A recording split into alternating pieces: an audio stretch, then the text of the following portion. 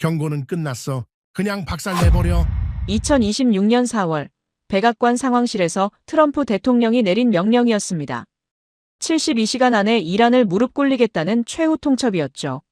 세계 최강 미국의 항공모함이 페르시아만으로 진입했습니다.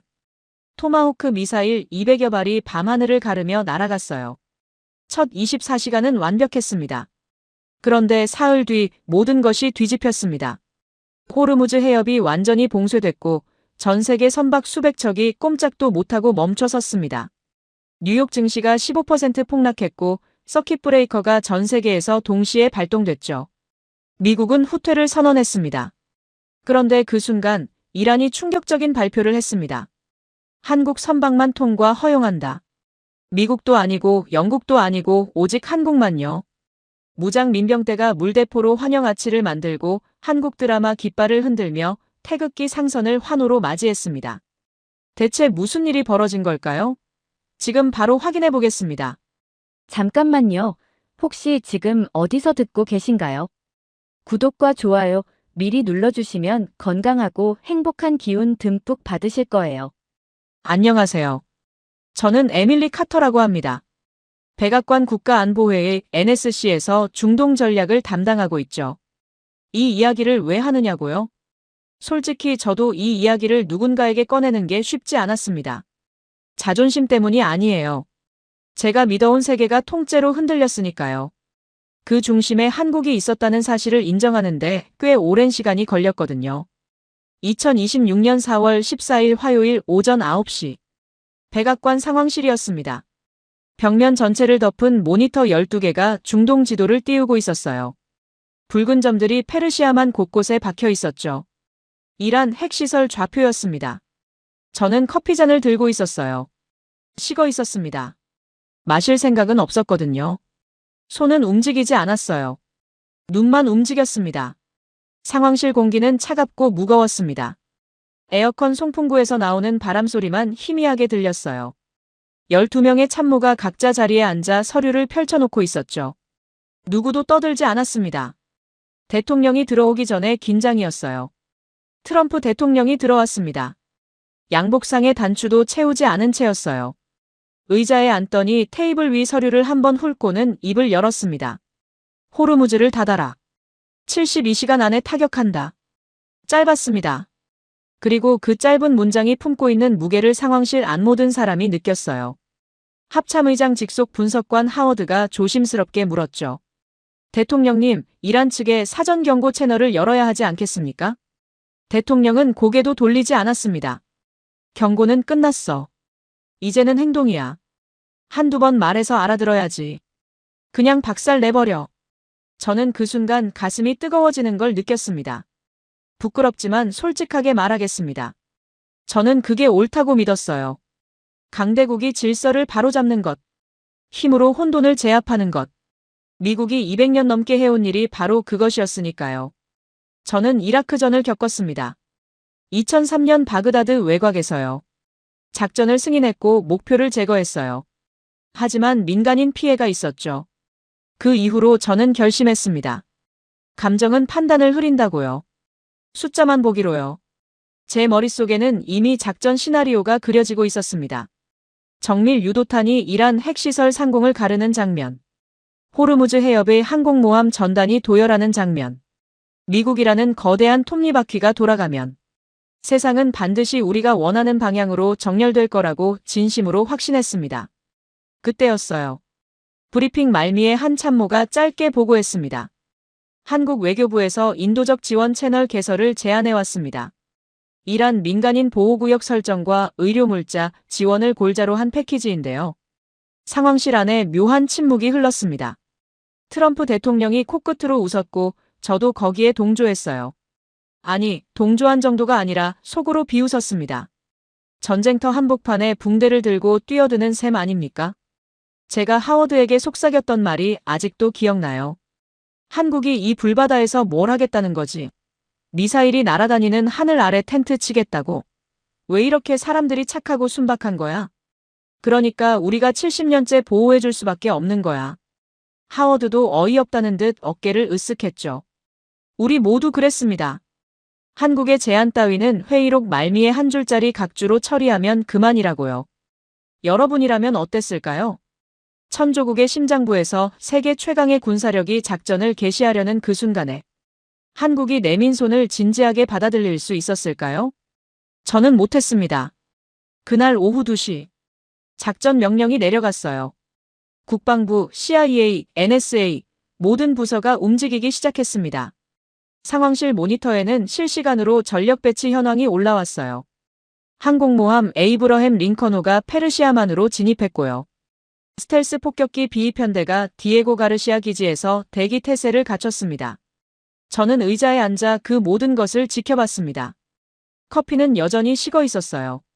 하지만 제 안의 확신은 뜨거웠습니다. 이것이 미국이라는 나라의 힘이라고요. 이것이 패권의 무게라고요. 72시간 뒤면 이란은 무릎 꿇을 거라고요. 그리고 저는 믿었습니다. 세상은 힘으로 움직인다고요. 협상은 강자의 시혜이고 평화는 승자의 선물이라고요. 그게 제가 30년간 배운 전부였습니다. 하워드가 제 옆에 와서 모니터를 가리켰습니다. 에밀리, 한국 외교부에서 추가 제안이 들어왔어. 이란 남부 반다르 아바스에 임시 의료 거점을 설치하겠다는데. 저는 고개도 돌리지 않았어요. 무시해. 지금 우리가 신경 쓸 일이 아니야. 그래도 기록은 남겨야 하지 않을까? 각주로 처리해. 한 줄이면 충분해. 하워드가 물러갔습니다. 저는 다시 모니터를 응시했어요. 붉은 점들이 점점 선명해지고 있었습니다. 그날 밤 저는 사무실에 남았습니다. 72시간 작전 카운트다운이 시작됐거든요. 창밖으로 워싱턴 기념탑의 불빛이 보였어요. 미국의 자존심을 상징하는 그 하얀 탑이 저를 내려다보고 있었습니다. 저는 그 탑을 바라보며 생각했어요. 우리는 이긴다고요. 늘 그랬듯이요. 늘 그래왔으니까요. 그런데 곧 알게 될 줄은 꿈에도 몰랐죠. 72시간 뒤 무너지는 건 이란이 아니라 제 세계관이라는 걸요. 그리고 그 폐허 위에서 한국이라는 이름이 떠오를 거라는 사실을요. 첫 24시간. 완벽했습니다. 토마호크 순항미사일 200여 발이 페르시아만 상공을 가르며 날아갔어요. 각 미사일은 정확하게 예정된 좌표에 떨어졌습니다. 이란 방공망의 핵심 거점 14곳이 무력화됐죠. 스텔스 폭격기가 핵 관련 시설 3곳에 지하 관통탄을 투하했어요. 저는 상황실 모니터 앞에 앉아 실시간 보고를 받았습니다. 커피를 한 모금 마셨어요. 이번엔 뜨거웠습니다. 1차 타격 완료. 목표물 전체 무력화 확인. 하워드가 제 옆에서 고개를 끄덕였습니다. 교과서 그대로네. 저도 동의했어요. 펜타곤 브리핑룸에는 승전 분위기가 감돌았습니다. 합참의장이 대통령에게 보고하는 영상이 모니터에 떴어요. 각하, 작전은 계획대로 진행되고 있습니다. 이란의 반격 능력은 사실상 제거됐습니다. 저는 모니터를 바라보며 이것이 미국이라는 나라의 힘이라고 생각했습니다. 이것이 패권의 무게라고요. 200년 넘게 쌓아온 군사기술의 정점이라고요. 그날 밤 저는 사무실에서 작전 경과 보고서를 정리했어요. 숫자들이 깔끔했습니다. 예상 사상자 범위 내. 부수 피해 최소화. 작전 목표 달성률 98%. 완벽했어요. 그런데 사흘째 되던 새벽. 모든 것이 뒤집혔습니다. 새벽 4시 23분. 제 휴대전화가 울렸어요. 하워드였습니다. 에밀리, 지금 바로 와. 이란에서 일이 터졌어. 저는 옷도 제대로 갈아입지 못한 채 차에 올랐습니다. 상황실에 도착했을 때 이미 합참 분석관들이 모니터 앞에 모여 있었어요. 화면에 테헤란 시내가 떠 있었습니다. 거리가 사람으로 가득했어요. 시위가 아니었습니다. 분노 그 자체였죠. 민간인 수십만 명이 거리로 쏟아져 나왔습니다. 분석관이 보고했어요. 테헤란에서 에스파한까지 도로라는 도로가 전부 인파로 막혔습니다. 저는 화면을 확대해달라고 했습니다. 군중 사이에서 작은 점들이 떠오르고 있었어요. 저게 뭐지? 드론입니다. 소형 드론 수백 대가 확인됐습니다. 저는 눈을 가늘게 떴습니다. 손바닥만 한 크기였어요. 3m 높이로 군중 머리 위를 날아다니고 있었습니다. 고도가 얼마지? 3m 이하입니다. 지상 근접 비행 중입니다. 그 순간 저는 알았습니다. 우리의 패트리어트 시스템은 고고도 탄도미사일을 잡도록 설계된 거예요. 지상 3m 높이에서 기어다니는 물체는 레이더에 잡히지도 않습니다. 요격 가능한가? 불가능합니다. 레이더 사각지대입니다. 하워드가 제 어깨를 두드렸어요. 에밀리, 이건 전혀 예상 못한 거야. 저는 아무 말도 하지 못했습니다. 80억 달러짜리 방공 체계가 손바닥만 한 장난감 앞에서 눈이 먼 겁니다. 오전 7시. 더 나쁜 보고가 올라왔습니다. 바그다드 외곽 미군 전진기지 2곳이 고립됐습니다. 합참의장이 테이블을 내려쳤어요. 이건 전쟁이 아니라 늪이야. 빠져나갈 출구가 없다고. 이란 인근 기지에서는 보급로가 완전히 차단됐습니다. 식수조차 이틀치밖에 남지 않았다는 긴급 보고가 쏟아졌죠. 저는 모니터를 바라보면서 손끝이 차가워지는 걸 느꼈습니다. 이게 가능한 일입니까? 세계 최강국이 지구상에서 가장 정교한 무기체계를 가진 나라가 성난. 군중과 장난감 같은 드론 앞에서 꼼짝도 못하다니요. 오전 11시. 대통령이 상황실로 들어왔습니다.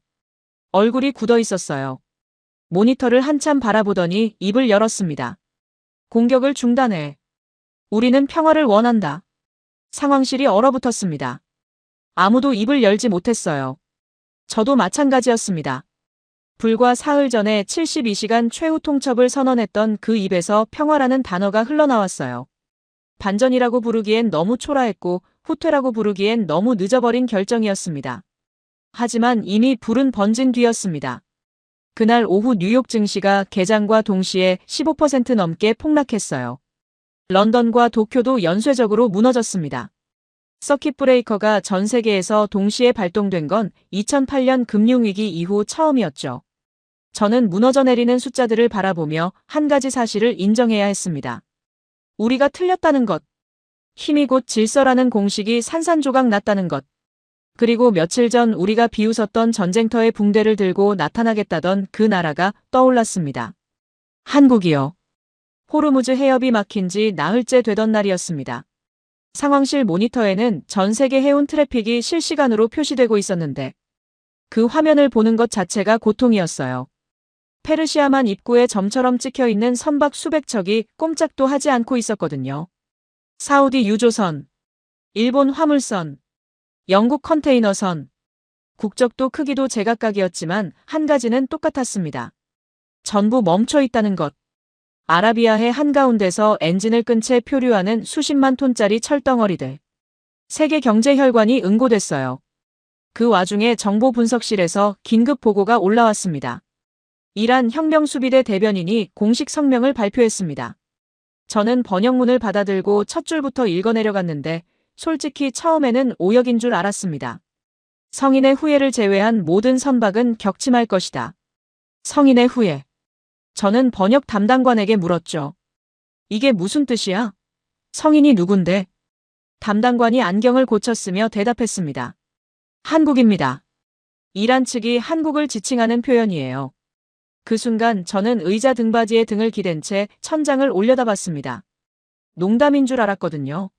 세계 최대의 해상 봉쇄를 선언한 무장 세력이 오직 한 나라에만 통행증을 내밀었다는 겁니다. 그것도 미국도 아니고 영국도 아니고 프랑스도 아니고요. 한국이라니. 인구 5천만에 우리가 전략 지도에서 동맹이라는 딱지를 붙여놓고 그 이상은 생각해 본 적도 없는 그 나라예요. 하워드가 제 옆에 와서 같은 문서를 들여다보더니 중얼거렸습니다. 집단 최면에 걸린 거 아닌가? 한국이 이란에 뭘 줬길래 이런 대우를 받는 거지? 저도 같은 생각이었어요. 뭔가 뒷거래가 있을 거라고요. 한국이 우리 모르게 이란과 비밀 채널을 가동한 거라고요. 그래서 즉시 CIA 중동지부에 한국과 이란 간의 비공식 접촉 기록을 전수조사하라고 지시했습니다. 결과가 올 때까지 저는 확신하고 있었어요. 반드시 꼬리가 잡힐 거라고요. 그런데 이틀 뒤 돌아온 보고서는 비어 있었습니다. 아무것도 없었어요. 비밀 외교 채널도, 무기 거래 흔적도, 자금 이동의 그림자도요. CIA 분석관이 보고서 말미에 한 줄을 덧붙여 놨더군요. 한국이 이란에 제공한 것은 드라마, 의료기술, 그리고 2000년대 중반 이후 지속된 민간 차원의 기술 교육 프로그램입니다. 드라마요. 저는 그 단어 앞에서 한참을 멈춰야 했습니다. 여러분, 이게 말이 된다고 생각하십니까? 미사일과 항공모함으로도 열지 못한 바다를 드라마가 열었다는 겁니다. 저는 웃었어요. 웃을 수밖에 없었습니다. 그건 경멸의 웃음이 아니었어요. 제가 이해할 수 있는 세계의 바깥에서 일어난 일이었으니까 웃는 것 말고는 할 수 있는 게 없었던 거죠. 그리고 그날 오후, 대통령이 폭발했습니다. 집무실 안에서 책상을 치는 둔탁한 소리가 복도까지 울렸어요. 저와 하워드가 급히 들어갔을 때 대통령은 모니터를 손가락으로 가리키며 얼굴이 벌겋게 달아올라 있었습니다. 이게 뭐야? 내 항모는 돌을 맞고 있는데 한국 상선은 환호를 받고 있다고. 화면에는 위성 영상이 떠 있었어요. 호르무즈 해협 지역. 무장 보트 20여 척이 대형을 이루고 있었는데 그 보트들이 쏘고 있는 건 미사일이 아니었습니다. 물대포를 하늘로 쏘아 올리며 아치를 만들고 있었어요. 그 아치 사이로 태극기를 내건 한국 상선이 유유히 지나가고 있었죠. 민병대원들이 보트 위에서 무언가를 흔들고 있었는데 정보 분석관이 영상을 확대하자 저는 눈을 의심했습니다. 드라마 깃발이었어요. 주몽이라는 글씨가 적힌 깃발. 대장금 로고가 새겨진 현수막.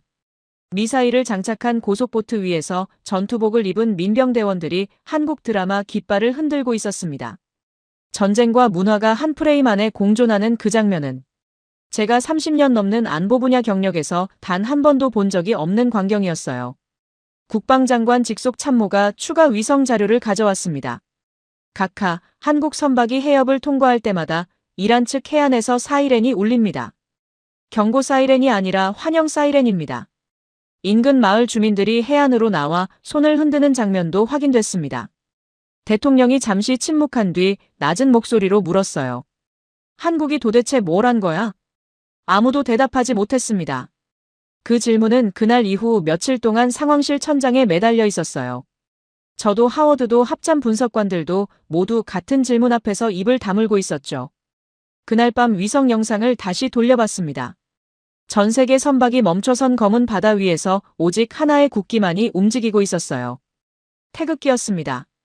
어둠 속에서 붉고 푸른 원이 천천히 파도를 가르며 전진하고 있었죠. 그 장면이 아름답다고 느낀 게 아닙니다. 무서웠어요. 총 한 발 쏘지 않고 전쟁의 한복판을 관통하는 힘. 그건 제가 알고 있는 세계의 문법으로는 번역이 불가능한 것이었거든요. 저는 답을 찾아야 했습니다. 아니, 답을 찾지 못하면 미칠 것 같았어요. 한국 선박만 통과시키는 해협. 드라마 깃발을 흔드는 민병대. 보험료 제로. 이 모든 것들이 하나의 그림으로 연결되지 않았거든요. 제가 가진 안보 분석의 도구로는 이 현상을 설명할 수 없었습니다. 그래서 직접 파고들기 시작했어요. 개인적으로요. 사무실에 틀어박혀 이란 현지의 한국 관련 자료를 죄다 뒤졌습니다. CIA 아카이브, 국무부 기록, 민간 NGO 보고서. 밤을 새웠어요. 그리고 알게 됐죠. 2000년대 초반부터 한국 드라마가 이란에서 폭발적으로 유행했다는 것. 테헤란 시내 가전제품 가게마다 한국 텔레비전이 진열대를 차지하고 있었다는 것. 한국 의료진이 이란 남부 빈민 지역에서 무상 진료를 이어왔다는 것. 한국 엔지니어들이 이란 중소제조업체의 기술을 이전하면서 그 어떤 정치적 조건도 붙이지 않았다는 것. 이 모든 것들이 10년 넘게 쌓이고 쌓여서 이란 사람들의 마음속에 한국이라는 이름 옆에 작은 별 하나를 새겨놓은 겁니다. 우리 미국은 그 시간 동안 뭘 했습니까? 경제 제재를 걸었고 핵협상을 파괴했고 정밀 타격을 가했습니다. 힘으로 복종을 끌어내려 했어요. 그런데 한국은 조용히 눈에 띄지 않게 한 사람 한 사람의 일상 안에 스며들어갔던 겁니다. 저는 깨달았어요. 우리가 틀린 게 아니라 차원이 달랐다는 걸요. 어느 날 밤, 하워드가 제 사무실로 들어왔습니다. 서류 봉투 하나를 들고요. 에밀리, 이거 봐야 할 것 같아. 그가 꺼낸 것은 CIA 분석국이 작성한 비교 보고서였습니다. 제목이 이랬어요.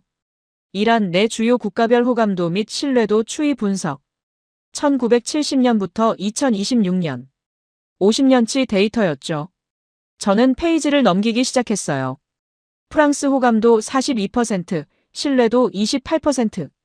문화적 호감은 있으나 식민지 역사에 대한 반감이 신뢰를 깎아먹고 있음. 일본 호감도 35%, 신뢰도 31%. 기술 원조에 대한 감사가 있으나 미국 동맹이라는 인식이 천장을 만들. 중국 호감도 51%, 신뢰도 19%.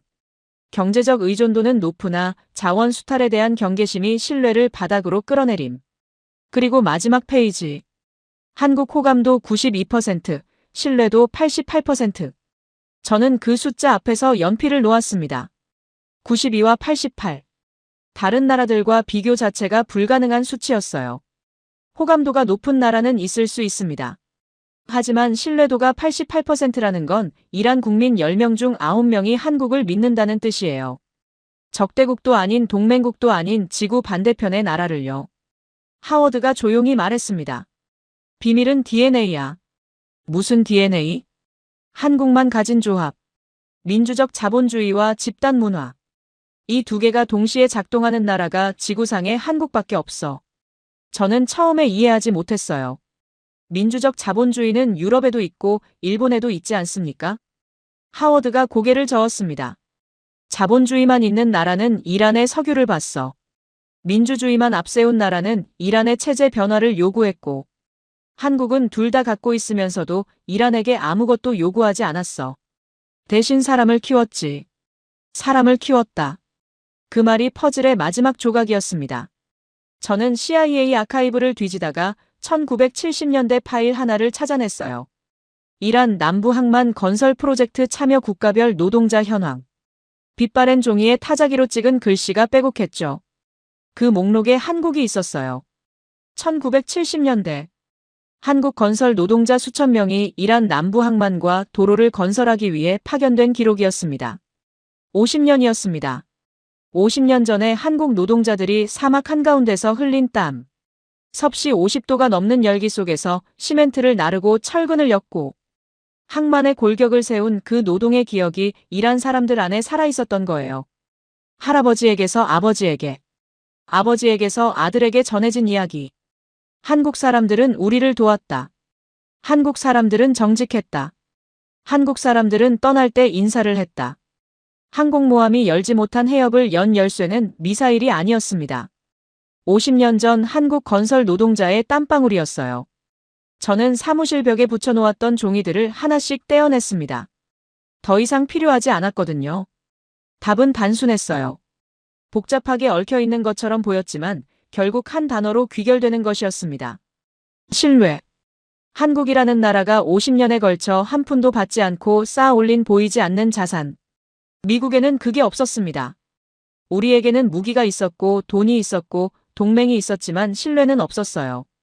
이란 사람들이 기억하는 미국은 쿠데타를 일으킨 나라이고 경제를 조인 나라이고 하늘에서 폭탄을 떨어뜨린 나라입니다. 50년 동안 우리가 심은 것은 두려움이었고 한국이 심은 것은 감사였어요. 두려움의 이자는 분노입니다. 감사의 이자는 신뢰고요. 하워드에게 보고서를 건네며 말했습니다. 이유를 알겠어. 하워드가 물었죠. 뭔데? 한국은 50년 동안 적금을 부은 거야. 한 달에 10,000원씩 눈에 보이지도 않는 금액을. 우리는 그 시간에 주식 투기를 한 거고. 단기 수익은 우리가 많았지. 하지만 50년 뒤 통장을 열어보니까 한국의 잔고가 우리보다 많았던 거야. 하워드는 아무 말도 하지 않았습니다. 할 말이 없었을 거예요. 저도 그랬으니까요. 반론의 여지가 없는 결론이었습니다. 그날 밤 저는 창밖을 바라봤습니다. 워싱턴 기념탑의 불빛이 멀리 보였어요.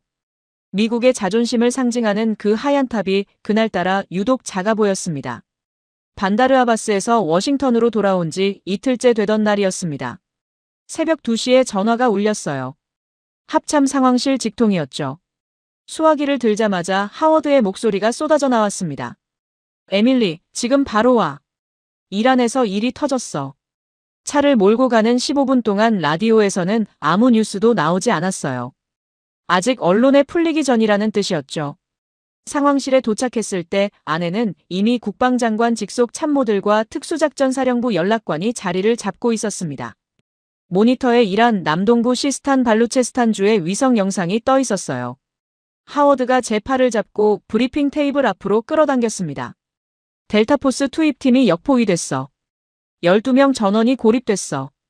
심장이 한 박자 멈추는 느낌이었습니다. 델타포스. 미군 최정예 특수부대가 이란 내부에서 요인 제거 작전을 수행하다 걸린 겁니다. 작전 자체는 제가 관여한 건 아니었어요. 특수작전사령부가 독자적으로 진행한 것이었죠. 하지만 결과는 제 책상 위에 떨어졌습니다. 특수작전사령부 연락관이 상황을 설명했어요. 작전팀이 목표 지점에서 300m 지점까지 접근했으나 이란 혁명수비대 쿠두스군 매복조에 의해 퇴로가 차단됐습니다. 현재 민가 밀집 지역 내 폐건물에서 방어 태세를 취하고 있으며 부상자가 4명입니다. 대통령에게 보고가 올라갔습니다. 10분도 안 돼서 지시가 내려왔어요. 폭격해. 우리 병사들을 꺼내. 합참의장이 고개를 숙인 채 말했습니다. 각하, 문제가 있습니다. 뭐가 문제야? 작전 지역 반경 2km 내에 한국해상병원선이 정박해 있습니다. 그리고 그 병원선에 현재 우리 부상자 4명이 수용되어 있습니다. 상황실이 얼어붙었습니다. 저는 모니터를 다시 들여다봤어요. 위성 영상에 항구가 보였고 그 항구에 하얀색 선체의 대형 선박이 정박해 있었습니다. 선체 옆면에 붉은 십자가와 태극기가 나란히 그려져 있었어요. 한국해상병원선이었습니다. 그리고 그 병원선 안에 우리 델타포스 대원 4명이 치료를 받고 있다는 거예요. 여러분, 이 상황이 이해되십니까? 폭격을 하면 병원선이 위험해지고 병원선이 위험해지면 안에 있는 미군 부상자가 위험해집니다. 우리 병사를 구하려고 폭격을 하는 건데 그 폭격이 우리 병사를 죽일 수 있는 거예요. 덫이었습니다. 아무도 놓지 않은 덫. 미국이 스스로 걸어 들어간 꼴이었죠. 대통령이 수화기를 내려놓고 한참 동안 아무 말도 하지 않았다고 합참장이 전했습니다. 그 침묵이 3분이었는지 10분이었는지 모르겠어요. 다만 폭격 명령은 보류됐습니다. 그리고 현장에서 믿을 수 없는 일이 벌어지기 시작했어요. 현지 CIA 요원이 실시간으로 보내오는 영상 피드를 상황실 대형 모니터에 띄웠습니다. 화면에 한 무리의 사람들이 보였어요. 방탄복도 헬멧도 없이 흰색 조끼만 걸친 채 민병대 바리케이드를 향해 걸어가고 있었습니다. 손에 들린 것은 총이 아니라 의료장비 가방과 구호 식량 상자였어요. 선두에 선 사람. 제 숨이 멎었습니다. 키 180cm쯤. 검은 머리. 조용한 눈. 그의 이름표가 카메라에 잡혔어요. 윤태권. 저는 그 이름을 기억했습니다. 한국재건팀 총괄 책임자. 전직 해군 특수전전단 출신. 그가 민병대 바리케이드를 향해 멈추지 않고 걸어가고 있었습니다. 양쪽에서 총구가 겨눠지고 있었어요. 이란 민병대원들의 자동소총 수십 정이 윤태권과 그의 팀을 향하고 있었습니다. 하워드가 제 옆에서 중얼거렸어요. 미쳤어. 총알바지가 되려는 거야. 저도 같은 생각이었습니다. 미군 특수부대도 뚫지 못한 포위망을 의료 가방 하나 들고 걸어서 통과하겠다고요. 그건 용기가 아니라 자살이었어요. 적어도 제 판단으로는 그랬습니다. 윤태권이 바리케이드 30m 앞에서 멈췄습니다. 손을 천천히 들어 올렸어요. 빈손이라는 걸 보여주는 거였죠. 그리고 무전기가 아닌 육성으로 페르시아어를 말하기 시작했습니다. CIA 통역관이 실시간으로 번역을 올렸어요. 저는 한국에서 온 윤태권입니다. 우리는 무기를 가지고 있지 않습니다. 부상자를 치료하러 왔습니다. 당신들의 부상자도 미국의 부상자도요. 민병대 지휘관이 총구를 내리지 않은 채 소리쳤습니다. 왜 미국인을 살리려는 거냐? 미국은 우리 땅을 폭격했다. 윤태권이 한 발 더 앞으로 나갔어요. 다친 사람에게 국적은 없습니다. 상황실에서 아무도 숨을 쉬지 않았습니다. 모니터 속 화면이 미세하게 흔들리고 있었어요. CIA 요원의 손이 떨리고 있었던 거죠. 민병대원 하나가 총을 윤태권의 이마 높이로 들어 올렸습니다. 저는 반사적으로 눈을 감았어요. 그때 화면 오른쪽에서 작은 그림자 하나가 뛰어나왔습니다. 소년이었어요. 10살쯤 되어 보이는 이란 소년이 바리케이드 틈을 빠져나와 윤태권에게 달려갔습니다. 민병대원들이 소리를 질렀지만 소년은 멈추지 않았어요. 윤태권의 다리를 붙잡더니 바리케이드 쪽을 돌아보며 외쳤습니다. 한국인은 우리를 죽이지 않아요. 소년의 목소리가 현장 스피커를 통해 상황실까지 울렸습니다. 통역이 필요 없을 만큼 또렷한 외침이었어요. 저는 그 순간 숨을 삼켰습니다. 10살짜리 아이가 총구 앞에 서서 외국인의 손을 잡고 있었어요. 그 아이에게 한국인은 안전하다는 확신이 미군의 어떤 정보 분석보다도 강력하게 박혀 있었던 겁니다. 총구가 하나 둘 내려가기 시작했습니다. 민병대 지휘관이 한참을 서 있다가 천천히 자동소총의 안전장치를 걸었어요. 그리고 부하들에게 짧게 명령했습니다. 바리케이드가 열렸습니다. 윤태건의 팀이 안으로 들어갔고 의료 장비가 펼쳐졌고 이란 측 부상자와 미군 부상자가 나란히 치료를 받기 시작했어요. 상황실에서 누군가가 내뱉었습니다. 도대체 뭡니까? 이게. 저도 모르겠었습니다. 미국이 수천 명의 특수부대원과 수십억 달러의 장비를 투입해도 열지 못한 길을 한국인 한 명이 의료 가방 하나로 열어버린 겁니다. 그것도 적의 환호를 받으면서요. 저는 모니터 속 소년을 바라봤습니다. 윤태건의 손을 잡고 웃고 있는 그 아이를요. 그리고 제 안에서 무언가가 무너지는 걸 느꼈습니다. 2003년 이라크. 제가 승인한 작전. 폭격 이후 발견된 민간인 시신. 그때 저는 감정을 죽였습니다. 숫자만 보기로 했어요. 하지만 지금 이 화면 속 소녀는 숫자가 아니었습니다. 살아있는 증거였어요. 총보다 강한 것이 있다는 증거. 그 뒤로 벌어진 일은 더 놀라웠습니다. 윤태건이 이란 혁명수비대 현지 사령관과 직접 만났어요. 그리고 미군 측에도 연락을 취했습니다. 양쪽 사이에서 그가 제안한 것이 있었어요. 인도적 안전지대. 윤태건은 그걸 K-세이프존이라고 불렀습니다. 개념은 단순했어요. 한국이 관리하는 구역을 설정하고 그 안에서는 어떤 군사행동도 금지하는 겁니다. 대신 한국이 의료와 구호물자를 양측 모두에게 공급하겠다는 조건이었죠. 미군 입장에서는 부상자를 안전하게 후송할 수 있는 통로가 생기는 것이고 이란 입장에서는 폭격 위협 없이 민간인을 보호할 수 있는 공간이 생기는 것이었습니다. 누구도 손해보지 않는 구조. 그런데 그걸 제안할 수 있는 나라가 전 세계에 한국밖에 없었다는 게 핵심이에요.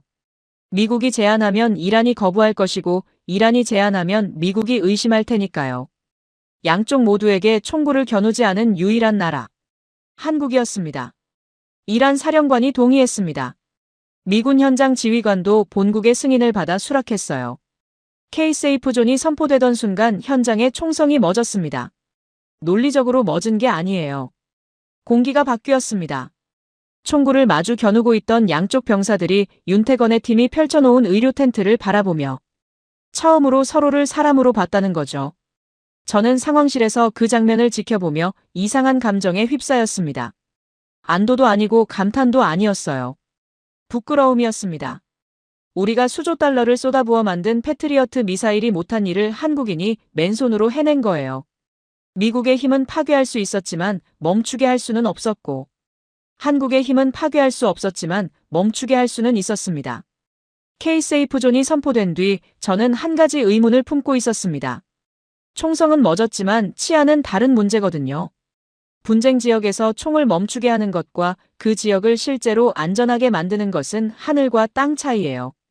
미국은 그걸 뼈저리게 알고 있었습니다. 아프가니스탄에서 20년, 이라크에서 10년 수조. 달러를 쏟아부어도 진짜 안정이라는 네 글자를 손에 넣지 못했으니까요. 이란 접경지대의 치안 상황은 특히 악몽이었어요. 시스탄 발루체스탄주. 이 지역은 마약 밀매 루트와 무장 세력의 이동 경로가 거미줄처럼 얽혀 있었고 미군이 주둔하던 시절에도 하루 평균 3건 이상의 무장 충돌이 발생했습니다. 우리는 최첨단 감시 드론을 띄우고 지상 정찰팀을 배치하고 현지 경찰을 훈련시키고 정보원 네트워크를 구축했어요. 그래도 안 됐습니다. 왜냐고요? 현지인들이 우리를 적으로 봤으니까요. 미군이 설치한 감시 카메라는 이틀이면 부서졌고 미군이 훈련시킨 경찰은 일주일이면 도망쳤습니다. 그래서 K-세이프존이 확대되면서 한국이 치안까지 맡겠다고 나섰을 때 저는 속으로 시계를 돌려놨어요. 길어야 한 달. 그 안에 한국도 같은 벽에 부딪힐 거라고요. 전쟁의 폐허에서 질서를 세우는 건 드라마 깃발 흔드는 것과는 차원이 다른 일이니까요. 사흘 뒤 하워드가 제 사무실로 뛰어들어왔습니다. 문을 열기도 전에 소리부터 질렀어요.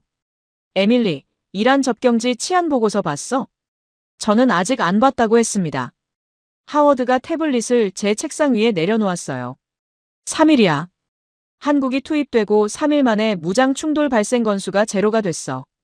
저는 그 숫자를 한참 들여다봤습니다. 제로. 하루 평균 3건이던 무장 충돌이 제로.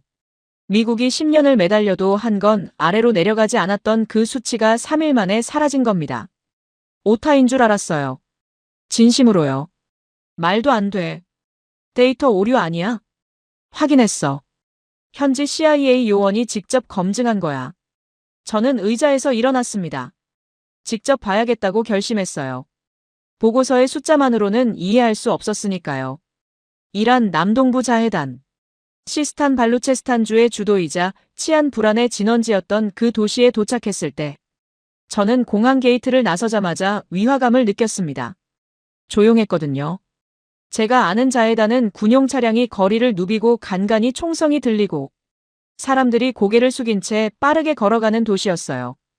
그런데 시장 골목에서 아이들이 뛰어놀고 있었고 노점상들이 과일을 쌓아놓고 호객을 하고 있었습니다.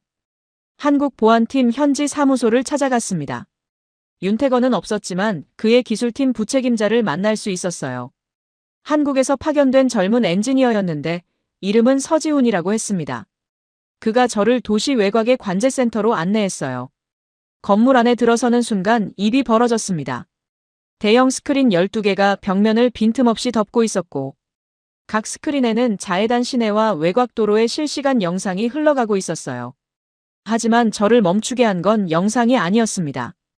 영상 위에 겹쳐진 데이터 레이어였어요. 움직이는 점 하나하나에 색깔이 입혀져 있었고 특정 구역이 실시간으로 색이 바뀌고 있었습니다. 이게 K-스마트 치안 시스템입니다. 서지훈이 설명을 시작했어요. 안면 인식 인공지능, 이동 패턴 분석, 데이터 기반 범죄 예측 알고리즘이 통합된 시스템이에요. 도시 전체의 위험도를 실시간으로 산출합니다. 저는 미군의 감시 시스템도 써봤습니다. 팔콘뷰, 고르곤 스테어, 수십억 달러짜리 장비들이요. 하지만 이건 달랐어요. 뭐가 다르냐고요? 이 알고리즘에는 문화 변수가 들어가 있습니다. 서지훈이 스크린의 한 구역을 확대하며 말했습니다. 예를 들어 금요일 정오에 이 지역 사원 앞에 대규모 인파가 모이면 미군 시스템은 위험 신호로 분류합니다. 집회나 시위 가능성이라고요. 하지만 우리 시스템은 이걸 예배 시간대의 정상 패턴으로 인식해요. 이란 문화 데이터가 알고리즘에 학습되어 있으니까요. 그 순간 모든 것이 연결됐습니다. 미국이 10년 동안 실패한 이유가요. 우리 시스템은 이란 사람들의 일상을 위협으로 분류했어요. 예배를 집회로, 장례 행렬을 시위로, 가족 모임을 비밀 회합으로요. 오탐이 쌓이면 경보가 남발되고 경보가 남발되면 군이 출동하고 군이 출동하면 마찰이 생기고 마찰이 적대감이 되는 거죠. 기술의 문제가 아니었습니다. 시선의 문제였어요. 우리는 이란을 감시 대상으로 봤고 한국은 이해의 대상으로 봤던 겁니다. 여러분, 같은 카메라로 같은 거리를 찍어도 무엇을 위험으로 보느냐에 따라 결과가 정반대가 된다는 거예요. 미국의 카메라는 적을 찾았고 한국의 카메라는 이웃을 지켰습니다. 뉴욕이었습니다. 유엔 본부. 저는 미국 대표단 수행원 자격으로 총회장에 들어섰습니다. 발걸음이 무거웠어요. 서류 가방 안에 대통령 연설문 최종본이 들어있었거든요. 그 내용이 세상에 나가는 순간 250년 미국 외교사의 한 페이지가 영원히 접힌다는 것을 저는 알고 있었습니다. 총회장은 이미 가득 차 있었습니다. 193개국 대표단. 2층 방청석까지 기자들로 빼곡했어요. 하워드가 제 옆자리에 앉으며 속삭였습니다. 연설문 수정 없이 그대로 가는 거야? 그대로야. 선택지가 없었어요. 호르무즈 해협은 여전히 한국 선박만 통과하고 있었고 K-세이프존은 도시 3곳으로 확대됐으며 전 세계 에너지 시장은 한국이 실어 나르는 원유에 의존하기 시작했습니다. 오후 2시. 대통령이 입장했어요. 총회장의 박수가 터졌습니다. 하지만 미지근했어요. 각국 대표단의 시선 안에 담긴 것은 존중이 아니라 호기심이었습니다. 무너진 권위자가 무슨 말을 할까 하는 구경꾼의 눈이었죠. 대통령이 연단 앞에 섰습니다. 그 손이 미세하게 떨리는 걸 저는 봤습니다. 오늘 저는 쉽지 않은 진실을 말하려 합니다. 장내가 조용해졌어요. 우리 미국은 지난 수십 년간 중동의 질서를 관리해왔습니다. 힘으로요. 그것이 유일한 방법이라고 믿었습니다. 잠시 멈췄어요. 그러나 우리는 실패했습니다. 그 단어가 총회장 천장에 부딪혀 울렸어요. 실패. 미국 대통령이 유엔 연단에서 실패라는 단어를 쓴 건 역사상 처음이었습니다. 우리의 항공모함은 해협을 열지 못했습니다. 우리의 미사일은 평화를 만들지 못했습니다. 한 문장이 떨어질 때마다 하워드의 어깨가 조금씩 굳어지는 게 느껴졌어요. 그러나 한 나라가 해냈습니다. 대통령이 고개를 들었어요. 대한민국입니다. 총회장이 정지했습니다. 3초 동안 어떤 소리도 나지 않았어요. 한국은 총 한 발 쏘지 않고 호르무즈 해협을 열었습니다. 한국은 폭탄이 아닌 의료 텐트로 전쟁을 멈췄습니다. 한국은 40년간 쌓아온 신뢰로 미국이 수조 달러를 들여도 얻지 못한 것을 얻었습니다. 그리고 마지막 문장. 중동 안보 협력의 주도권을 한국에 위임합니다. 장내가 터졌습니다. 각국 대표단이 서로를 쳐다보고 기자석에서 카메라 셔터 소리가 쏟아졌습니다. 저는 연단 위 대통령의 뒷모습을 바라봤습니다. 그 등이 작아 보였어요. 세계에서 가장 넓은 어깨라고 불리던 그 등이요. 하워드의 눈이 붉었습니다. 30년 넘게 미국의 힘을 믿고 미국의 질서를 설계해 온 사람이었으니까요. 저는 총회장 반대편 좌석을 바라봤습니다. 한국 대표단 자리. 그들은 환호하지 않았어요. 고개를 약간 숙인 채 조용히 앉아 있었습니다. 마치 이 순간이 축하할 일이 아니라 짊어져야 할 무게라는 걸 알고 있다는 듯이요. 그 모습을 보는 순간 제 안에서 무언가가 바뀌었습니다. 제가 처음에 한국을 봤을 때 떠올렸던 단어는 미련함이었거든요. 전쟁터에 붕대를 들고 뛰어드는 나라. 어리석다고 생각했습니다. 그런데 그 미련함이 호르무즈 해협을 열었고 총성을 멈췄고 마침내 유엔 연단에서 세계 최강국의 항복을 받아냈어요. 미련함이 아니었습니다. 순고함이었어요. 서울 인천공항이었습니다. 로비에는 전 세계 언론사의 카메라가 진을 치고 있었어요. 카메라가 향하는 대상은 10살짜리 이란 소년이었습니다. 아민. 호르무즈에서 윤태건의 손을 잡고 총구 앞에 섰던 그 아이. 한국 정부가 공식 초청한 거였어요. 소년이 게이트를 나왔습니다. 카메라 플래시가 쏟아졌지만 소년은 눈도 깜빡이지 않았어요. 한쪽에서 누군가 성큼 다가왔습니다. 윤태건이었어요. 소년이 뛰어갔습니다. 윤태건이 무릎을 꿇고 소년의 눈높이에 맞췄죠. 소년이 윤태건의 목을 끌어안았어요. 저는 30m쯤 떨어진 곳에서 그 장면을 지켜보고 있었습니다. 옆에 하워드가 코를 훌쩍였어요. 윤태건이 소년의 어깨를 잡고 물었습니다. 소년이 입을 열었어요. 첫 한국어였습니다. 한국 사람 되고 싶어요. 왜요? 나는 커서 한국인처럼 평화를 지키는 기술자가 되고 싶어요. 총 말고요. 기술로요. 저는 숨을 쉬지 못했어요. 10살짜리 아이가 전쟁 속에서 배운 것이 복수가 아니라 기술이었다는 겁니다.